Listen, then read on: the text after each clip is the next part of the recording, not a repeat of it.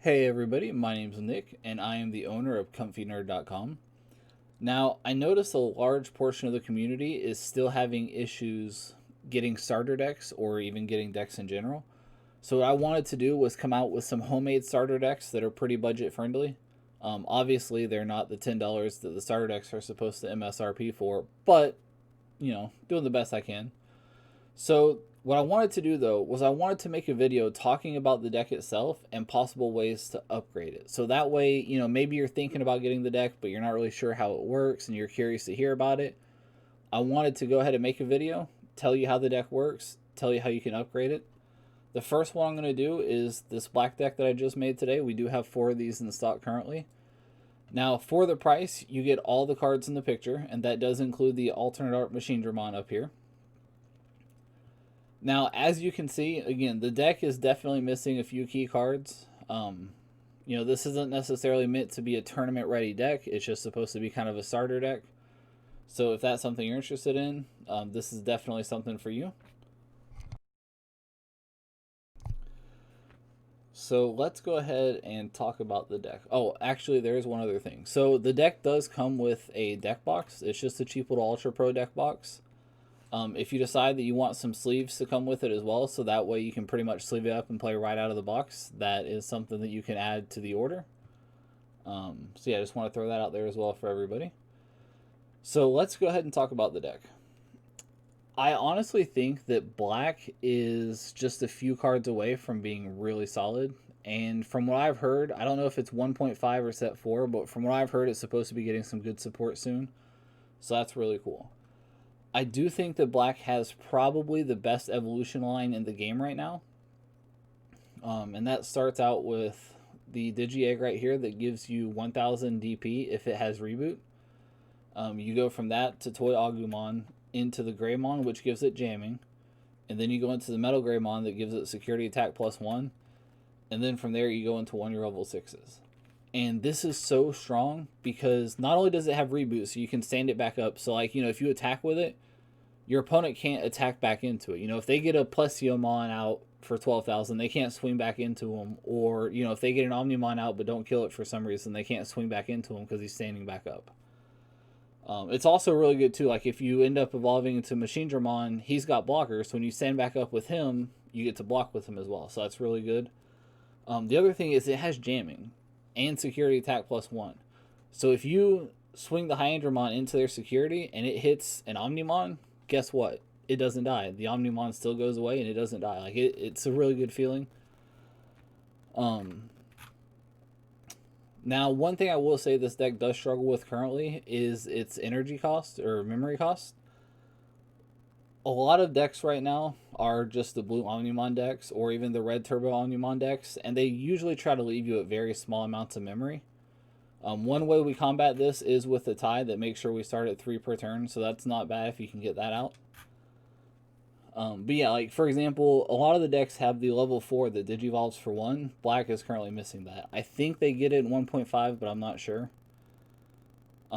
Having said that, again, if you can get Tai out, it's not as bad. You're actually set pretty well. And Tai also buffs up your blockers by 1,000 on your opponent's turn, so that's really good too.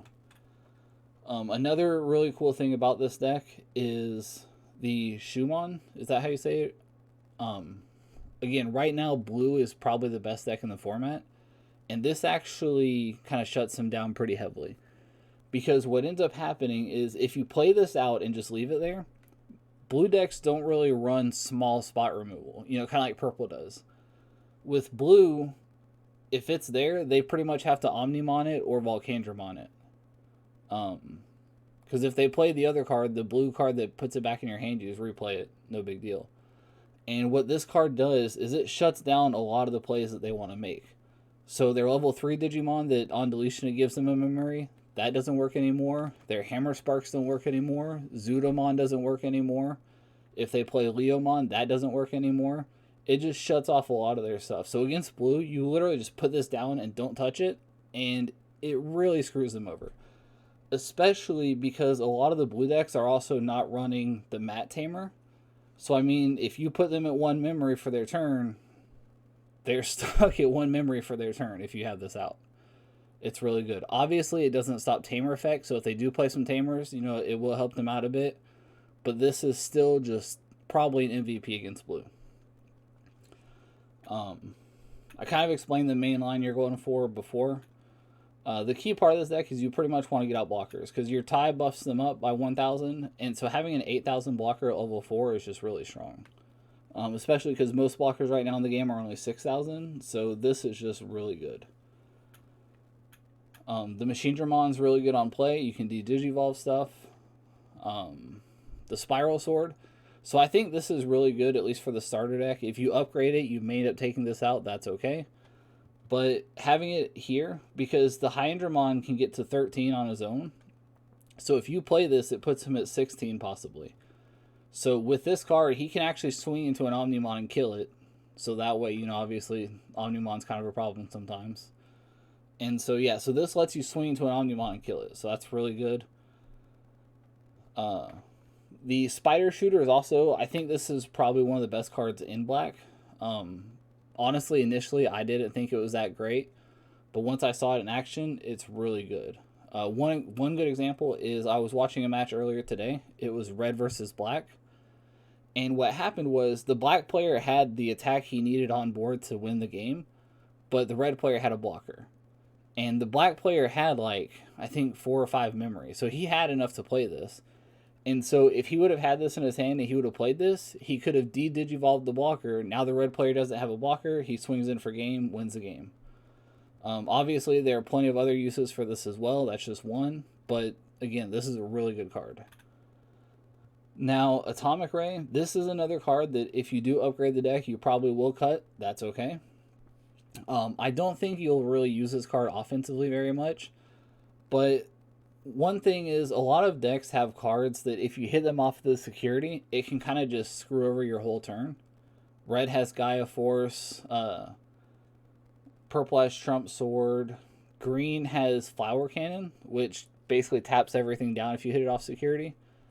This, I thought, was a really cheeky version for black, because what happens is if they hit it off security, it unsuspends all your blockers, and they get plus 5,000. So, like, if you've got, like, 1 or 2 of these guys out, they're already at 8 because of Tai, or possibly 9 if you have both of them out. So then they gain another 5,000, so they're at 13 or 14,000, and you get to untap them. So, like, if your opponent has any more swings, guess what? They're probably not getting through. The Tai Tamer is pretty self-explanatory. This is really good, especially right now, because if you go against blue or red, or even green, they're going to try to leave you at 1 memory every single time. You just tell them, no, I'm going to start with 3. It buffs up your blockers on their turn. Really good. Now, I will say, if you do want to upgrade this deck, the main thing is you're going to want 3 or 4 of the Black War Greymons. I think right now they're only like $10 or $12 a piece last time I saw, so they're not that expensive. But you will want 3 or 4 of them just because they're so good. Digivolving for 3, it naturally has Reboot and Blocker, so even if you don't have the ToyAgumon underneath it, but you have some of these other cards, it still gets the effects. So again, the Black War Greymon, honestly super good. You may want 1 more Machinedramon, and then the only other major thing I can think of is you're going to want at least 1 or 2 Millenniumon. The Millenniumon is really good because if they kill it, it basically comes back. So the Millenniumon's going to be really good. So again, if you really want to upgrade this deck into something that could possibly, you know, do well at your locals, 3 to 4 Black War Greymons, 1 Machinedramon, and 1 or 2 Millenniumon, and you should be pretty good. If you did want to go up in the Tai Tamers, going up to 3 wouldn't be terrible. I think 2 is a decent number as well on that, though. But yeah, other than that, I think for a starter deck, this deck has really good ratios as far as level 3s, 4s, 5s, and even 6s. So yeah, I think this is just overall a really good deck, especially for their price. I mean, 30 bucks is not bad for something that's not an actual starter deck. So again, if you guys have any questions or comments, leave them down in the comments. Make sure you like the video. And again, my name was Nick. Thank you guys for watching. I hope you have a great day.